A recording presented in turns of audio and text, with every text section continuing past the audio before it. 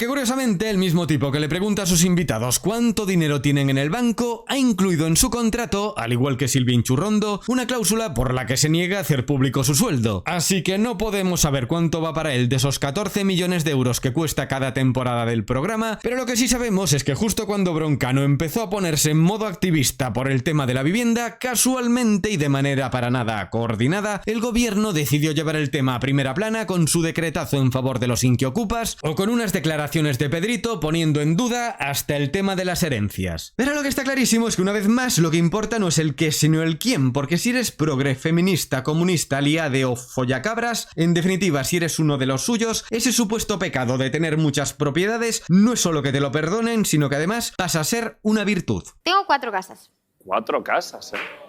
Bueno, pero... Hola hombres y mujeros, soy el señor Sombrero. ¡Yes! ¡No! Veréis, el Barça juntó a la MSN, el Real Madrid a la BBC y nuestro Pedro I, el precioso, a la BBG. Broncano, el recién fichado Buenafuente y Marc Giró, que es este señor gay que va de moderna, pero que sigue el tío atrapado en un bucle infinito dentro de 1936. Franco, franquista, franquismo, Francisco Franco. ¡Viva Franco! Por lo tanto, la tele pública ha fichado a 3 pedazos de progres para el horario de la noche y la pregunta sería ¿para qué? Pues para detener a un peligroso ultraderechista, y no es este, sino este. El pelirrojo ultraderechista es un tipo que recibió con una guitarra a Pablo Iglesias y con el ceño fruncido a Santiago Abascal, pero como en los últimos años ha osado criticar al gobierno, pues resulta que nos lo han colado dentro del club de la turboderecha. Así que bueno, si alguien quiere venir a recogerlo, alguien de cualquier otra ideología, que sepa que se entrega con todas las vacunas al día y desparasitado. Es como un setter irlandés mezclado con un chihuahua. Pa' vosotros. Gratis, ¿eh? No compres. Haz algo más responsable. Adopta. ¿Para qué un Golden Retriever cuando puedes tener a Pablo? ¡Qué bonito!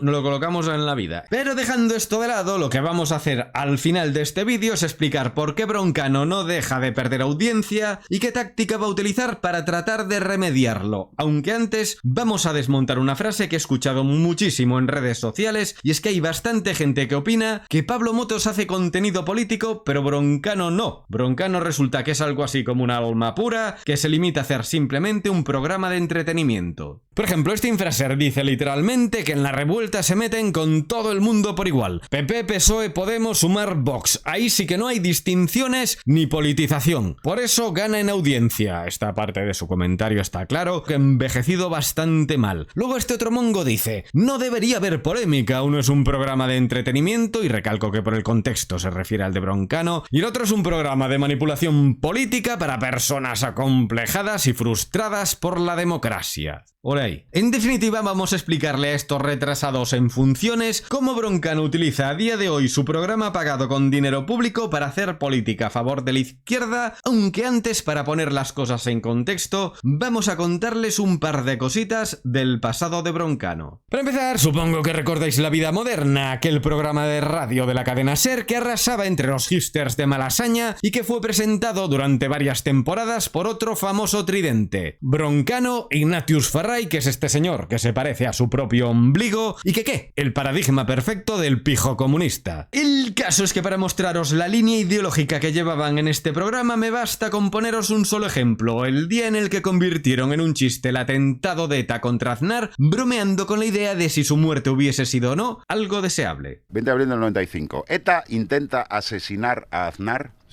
con un coche bomba. Vale.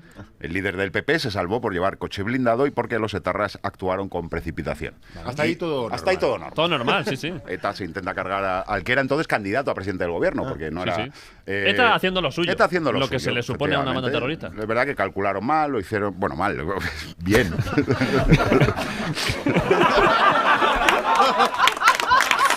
Vamos a hacer un segundo de silencio por si hay que editar. Bueno, lo de Aznar. Bien, Aznar En el 95, Dios le guarde. Muchos años. Nadie quiere que muera, ¿verdad? Nadie. Nadie.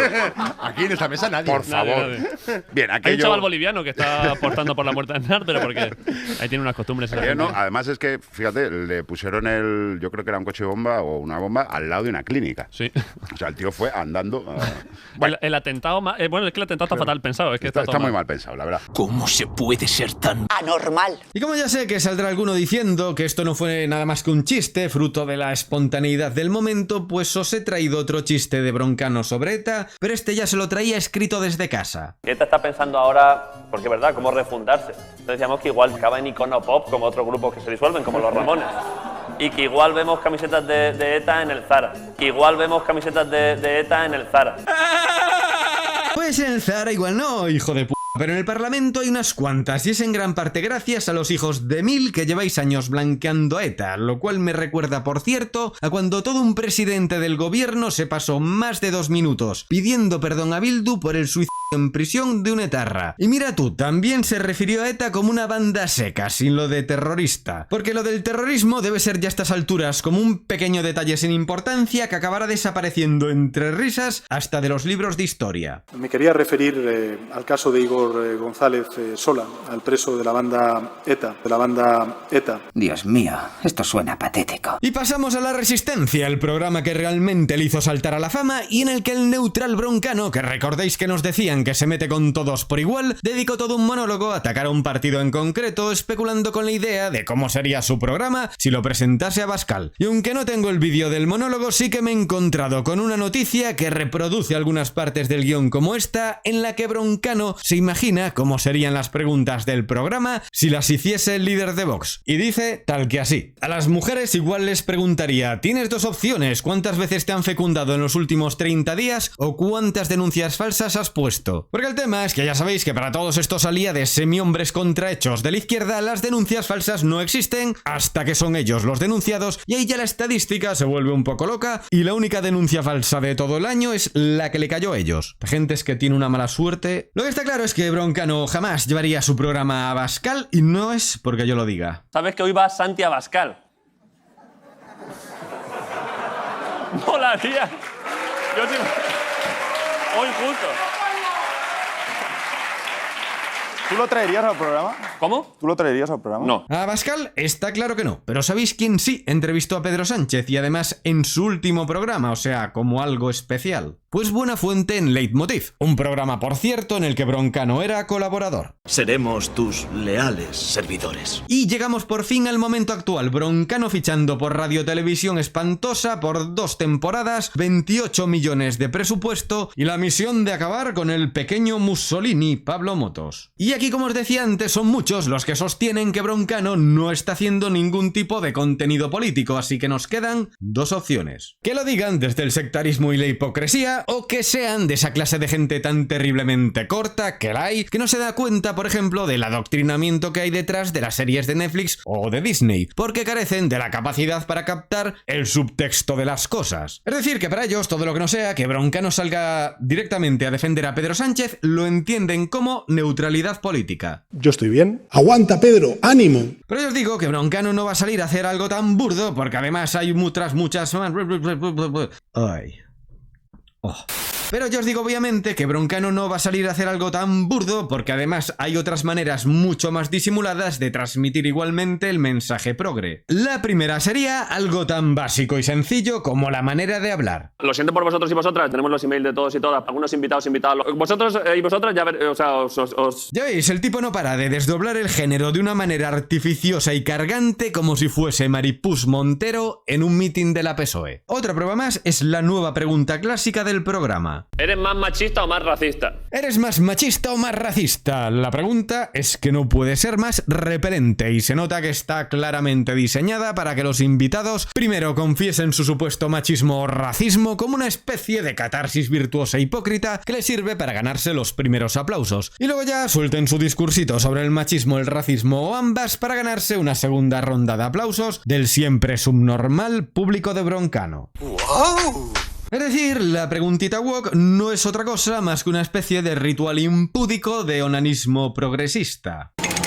Por lo tanto, una manera muy habitual de colar el mensaje progre en la revuelta es a través de sus invitados, pero lo vamos a ver mejor a través de un momento que es una mezcla perfecta de manipulación emocional y propaganda política. Esta chica que estáis viendo llamada Noa padece 7 enfermedades raras y tiene una de esas trayectorias vitales que se consideran un ejemplo de superación. Hasta ahí, todo correcto. Por otro lado, estos son Pedro I el Sincero y su primo tonto Frijolito, quienes acordaron reformar el artículo 49 de la Constitución para eliminar el término disminuidos y utilizar en su lugar personas con discapacidad. Hasta ahí otra vez, todo correcto. Pero el problema es que esta reforma de la Constitución incluía una modificación bastante menos deseable y en la revuelta, para mayor gloria de nuestro gobierno, organizaron un momento de lectura pública de este artículo. Artículo 49. Las personas con discapacidad ejercen los derechos previstos en este título en condiciones de libertad e igualdad reales y efectivas. Ahí.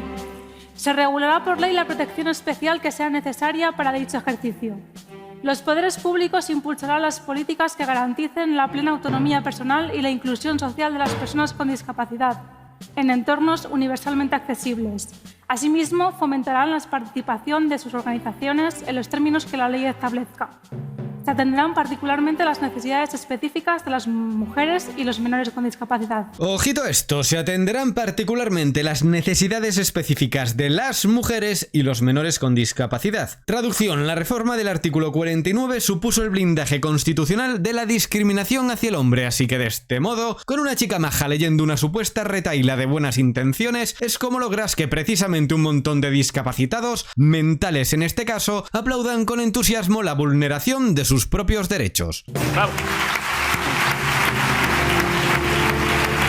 Yo estos que aplauden es que ya no los llamaría subnormales, ni mongolos, son como subnormongos. Pero os tengo reservado otro ejemplo mucho más explícito de la agenda política de la revuelta. Para mí, el mayor problema de nuestra época y tal es que no hay vivienda, que la gente no puede independizarse y tal, porque condiciona el resto de cosas. O sea, el resto de cosas de tu vida que tú quieras, aspiraciones, anhelos, alegrías, tal, todo lo condiciona si no puedes tener una casa. Si tienes que estar viviendo con 5 personas o con tus padres, tal, lo condiciona todo, claro. Yo solo puedo decir que el problema de la vivienda en algún momento hay que solucionarlo, porque hombre, es el mayor problema para nuestra generación que ha habido en décadas. O sea, vamos. Y porque condiciona todo lo demás, porque claro, el resto de problemas que hay o puedes tener y tal están condicionados a la vivienda. Si no tienes una casa ni la posibilidad de tener una casa en algún momento, lo demás es casi irrelevante. Es un delirio y la gente lo está pasando mal. Una vivienda digna y asequible para todos. Bien. Así que esperemos que sea el problema del que tanto hablamos y que tal, poco a poco nos podamos acercar a que la gente pueda vivir en un sitio sin tener que dejarse la vida ahí, o sea que bueno. Claro que sí, Broncano y su preocupación por la vivienda, que los más inocentes pensaréis que esto debería ser en tal caso un ataque a los que llevan 7 años gobernando. Pero no, porque una de las grandes virtudes de la izquierda es la de comportarse como si fuesen al mismo tiempo gobierno y oposición. Como muestra, aquí podéis ver a la exministra socialista Reyes Maroto en una manifestación reciente por el tema de los alquileres, a pesar de que ella tiene 6 viviendas en propiedad y un total de 0 están puestas en alquiler social. Huevazos. Otro ejemplo serían las ultimísimas manifestaciones organizadas por el sindicato de inquilinas, que ya solo por el nombre podríamos intuir que las medidas que proponen son estas de aquí. Exigir que bajen los alquileres, que se recuperen los contratos indefinidos, que se recuperen las casas secuestradas. Y no se refieren a las ocupadas, no seáis ilusos. Y que la vivienda deje de ser un negocio. Desde los sindicatos de inquilinas llamamos al 500.000 de hogares cuyos contratos acaban este 2025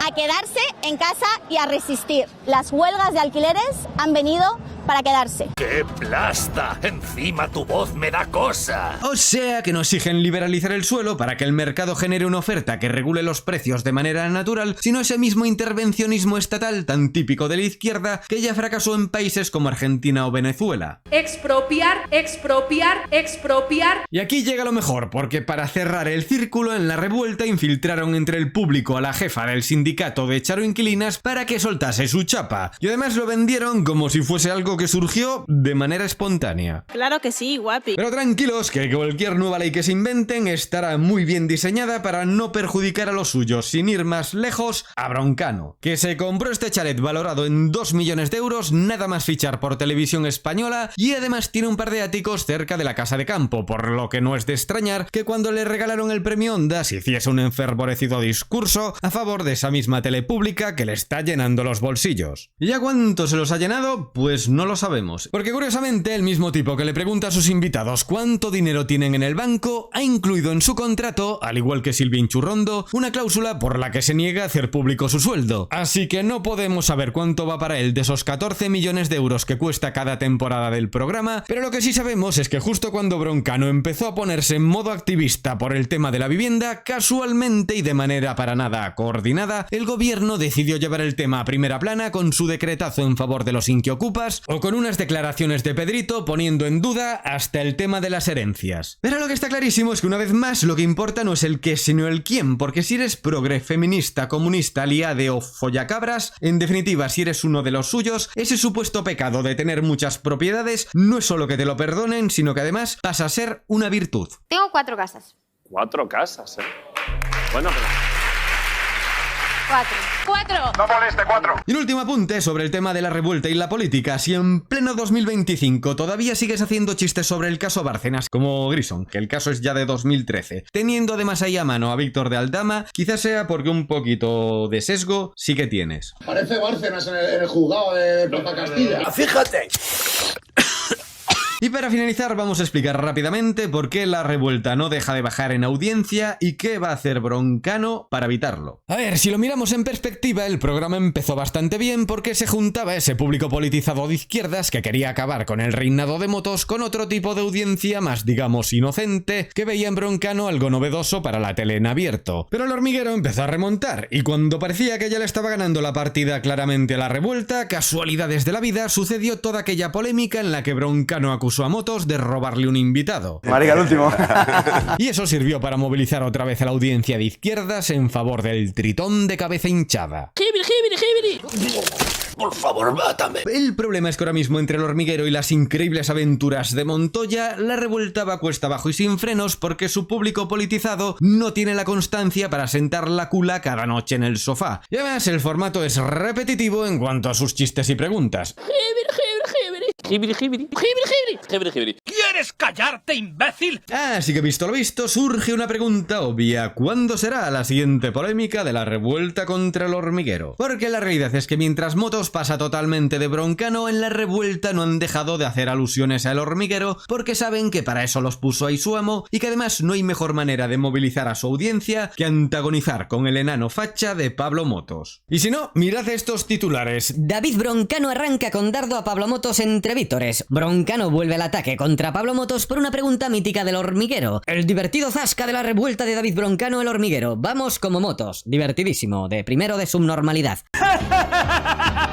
Más, el equipo de la revuelta le mete 2 zascazos a una seguidora del hormiguero. Y bueno, podríamos seguir así un buen rato porque está clarísimo que solo uno de estos dos vive de generar polémica contra el otro. Y vamos a acabar retomando el asunto de los dineros porque gracias a unas filtraciones al diario El Mundo supimos en su momento que la Inchurrondo se lleva más de medio kilo por lamerle el ojete a Pedrísimo. Y aunque como dije todavía no hemos podido saber cuánto cobra Broncano, no estaría mal pedir desde aquí que la tele pública dejase de pagar sueldazos a los lacayos de Sánchez, sobre todo teniendo en cuenta que el año pasado acabaron una vez más en números rojos y que debido a eso han tenido que pedir un nuevo rescate al Estado que, como no, pagaremos entre todos. Así que la conclusión sería que cuando lo público y tu bolsillo acaban siendo básicamente la misma cosa, resulta muy sencillo salir a soltar el discursito moralizante, porque como bien dice Javier Milei, todos somos prostitutas con el culo de los demás. Todo por la pasta. Todo siempre ha sido por la pasta. Y ahora sí, no os olvidéis de darle al like si os ha gustado, de suscribiros si queréis pillarme más material, y yo volveré seguramente para ajustar cuentas con alguno de estos personajes, así que dejadme en comentarios si tenéis algún tipo de preferencia, y por lo demás, bienvenidos a la batalla por el relato, porque lo que importan no son los hechos, pues a ellos jamás les han importado, sino cómo se cuentan. Ruido, ruido, ruido, ruido, ruido, ruido, ruido.